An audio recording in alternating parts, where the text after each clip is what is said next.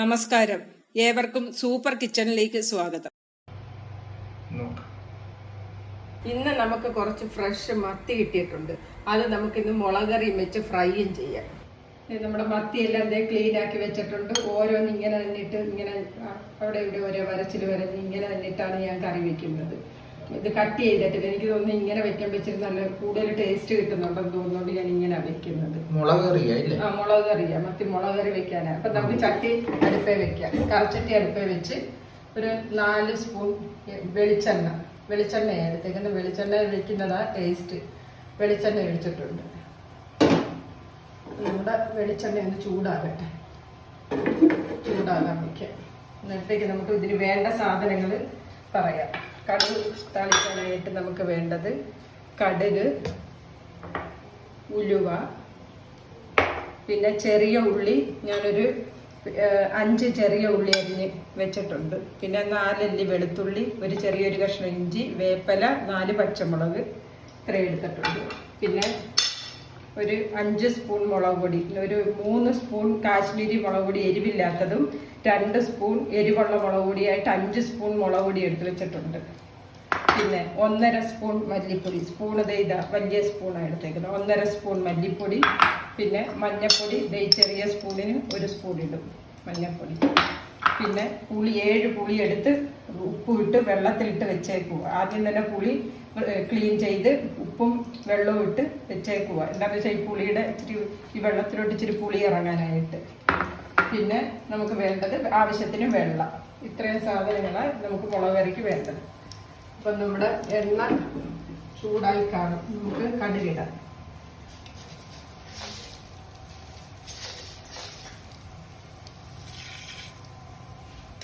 കടുകൊന്ന് പൊട്ടട്ടെ.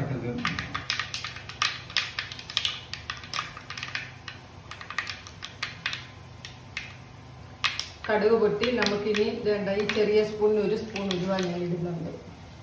ഉലുവായി കൂടെ ഒന്ന് പൊട്ടട്ടെ.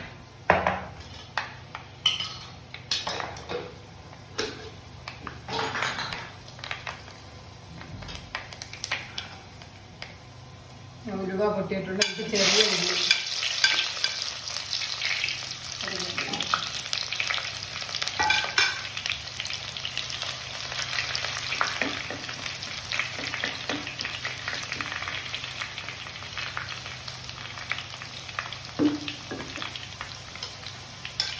അത് ശകലം മൂത്ത് കഴിയുമ്പോഴത്തേക്ക് നമുക്ക് പച്ചമുളക്,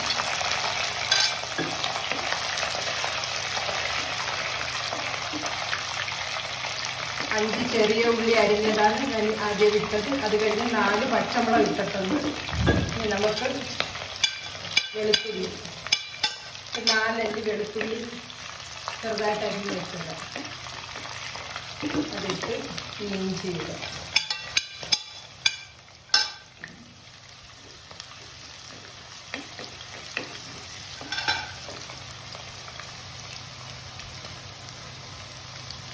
കണ്ട 3 തണ്ട് വേപ്പില.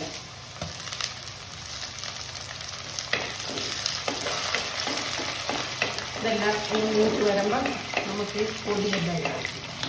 നമുക്ക് ഇനി പൊടിയിടാം. മുളക് പൊടി, ഇത് ഞാൻ 5 സ്പൂൺ മുളക് പൊടി വെച്ചിട്ടുണ്ട്. 3 സ്പൂൺ കാശ്മീരി മുളക് പൊടി, 2 സ്പൂൺ എരിവുള്ള മുളക് പൊടി. ഇത് കാശ്മീരി മുളക് പൊടി, ഇത് എരിവുള്ള മുളക് പൊടി അരി വെച്ചിട്ടുണ്ട്. 1.5 സ്പൂൺ മല്ലിപ്പൊടി,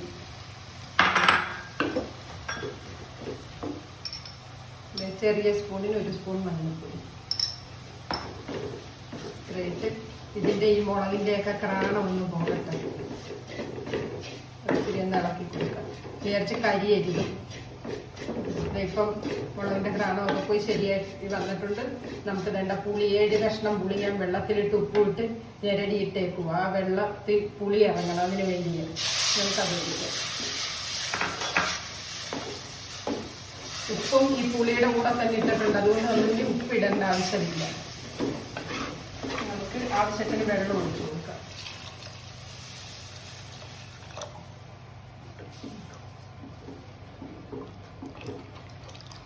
ഇതിലേക്ക് മീൻ പിറക്കി വേണ്ടതന്നെ എടുത്തേക്ക്.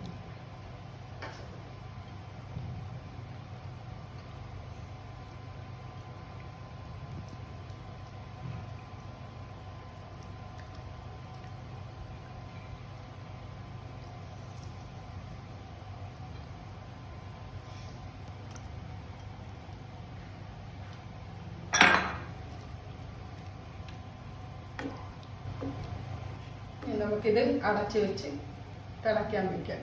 തിളച്ച് വേഗട്ടെ. നമുക്കിത് അടച്ച് വെച്ച് നമുക്ക് അടച്ച് വയ്ക്കാം. അപ്പം നമ്മുടെ കറി തിളച്ചിട്ടുണ്ട്. നമുക്കൊന്ന് നോക്കാം. നന്നായിട്ട് തിളയ്ക്കുന്നുണ്ട് കറി. നമുക്കിതൊന്ന് ചുറ്റിച്ച് കൊടുക്കാം. ഞാൻ ഇടയ്ക്കൊന്ന് ചുറ്റിച്ച് കൊടുക്കണം, അടി പിടിക്കാതെ. കണ്ട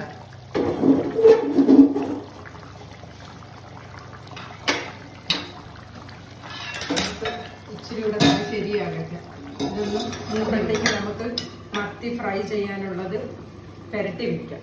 വേണ്ട, ഞാൻ ചെറുതായിട്ട് അരിഞ്ഞത് ഇങ്ങനെ ഇങ്ങനെ വരഞ്ഞെടുത്തേക്കുക. ഫ്രൈ ചെയ്യുന്ന ചേരുവകൾ: മുളക് പൊടി,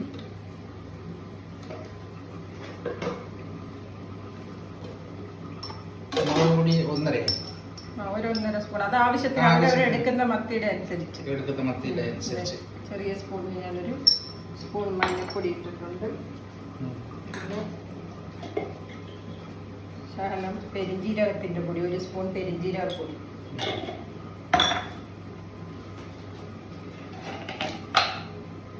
ഉപ്പ് 1/2 സ്പൂൺ ഉപ്പിട്ടിട്ടുണ്ട്.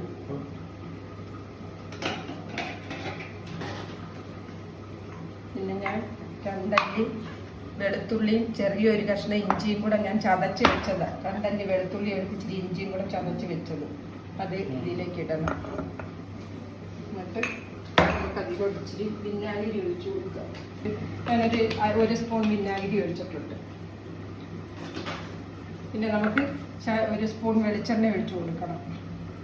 അന്നേരം ഈ മത്തിയിൽ ഇതെല്ലാം ഒന്ന് നന്നായിട്ട് പിടിച്ചിരിക്കാനായിട്ട് 1 സ്പൂൺ വെളിച്ചെണ്ണ ഒഴിച്ചു കൊടുക്കണം. എന്നാലേ മത്തിയിൽ അരപ്പ് നന്നായിട്ട് പിടിച്ചിരിക്കത്തുള്ളൂ. പിന്നെ ശകലം വെള്ളവും ഒഴിച്ചു കൊടുക്കണം.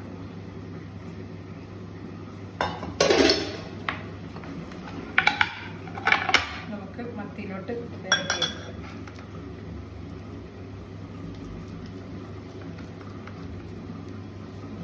മത്തിയിലോട്ട് നന്നായിട്ട് ഇതങ്ങ് പുരട്ടിയെടുക്കണം.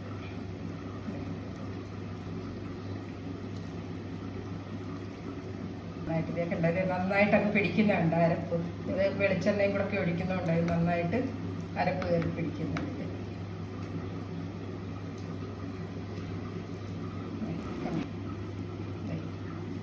ഇങ്ങനെ നമുക്ക് എല്ലാം പുരട്ടിയെടുക്കാം. മത്തിയെല്ലാം ഞാൻ പുരട്ടി മസാല എല്ലാം പുരട്ടി വെച്ച് 15 മിനിറ്റ് കഴിഞ്ഞു. 15 മിനിറ്റ് അങ്ങനെ വെച്ചേക്കണം. കഴിഞ്ഞതാണ് ദൈ മത്തി. ഇനി നമുക്ക് പാൻ അടുപ്പ വയ്ക്കാം. ഇരുമ്പിൻ്റെയാണ് ഞാൻ എടുത്തേക്കുന്നത്. ഈ വെളിച്ചെണ്ണ ഇത് ഇവിടെ തണുപ്പുള്ളത് കൊണ്ടാണ് ഈ വെളിച്ചെണ്ണ ഇങ്ങനെ കട്ട പിടിച്ചിരിക്കുന്നത്. ഒരു 3 സ്പൂണോളം ഒഴിച്ചിട്ടുണ്ട് വെളിച്ചെണ്ണ. ഇതുകൊണ്ട് നമ്മൾ ഇച്ചിരി കറിവേപ്പില ഇട്ട് കൊടുക്കണം. അപ്പോൾ അടിയിൽ ഇതായിട്ട് പിടിക്കത്തുമില്ല. ആ വേപ്പിലയുടെ എല്ലാം കൂടെ നല്ലൊരു ടേസ്റ്റ് കിട്ടും ഫ്രൈക്ക്. എണ്ണ ചൂടായിട്ടുണ്ട്. നമുക്കിനി മീനിടാം.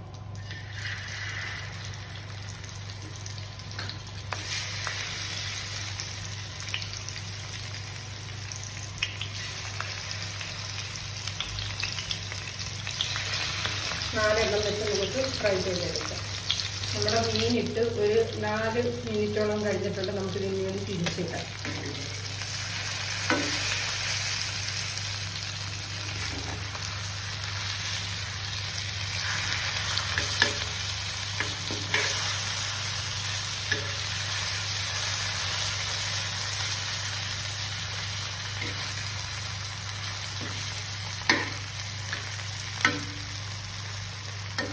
ഇത് നെയ്മയുള്ള മീനാണ്, അതുകൊണ്ടാണ് ഇങ്ങനെ വതക്കുന്നത്. ഇത് ഒരു 5 മിനിറ്റോളം ഇങ്ങനെ ഇരുന്ന് ചെറിയ തീ ആയിരിക്കണം. ഓവർ തീ ആകരുത്. ഇതൂടെ കഴിഞ്ഞിട്ട് നമുക്കിതെടുക്കാം. നമ്മുടെ മത്തി ഫ്രൈ ആയിട്ടുണ്ട്. നമുക്കിനി ഇത് എടുക്കാം. ഒരുപാട് കരിഞ്ഞു പോകരുത്. കണ്ട ഈ ലെവലിലേ ആകാവുള്ളൂ. അല്ലെങ്കിൽ കരിഞ്ഞു പോയാൽ വേറൊരു ടേസ്റ്റ് വരും.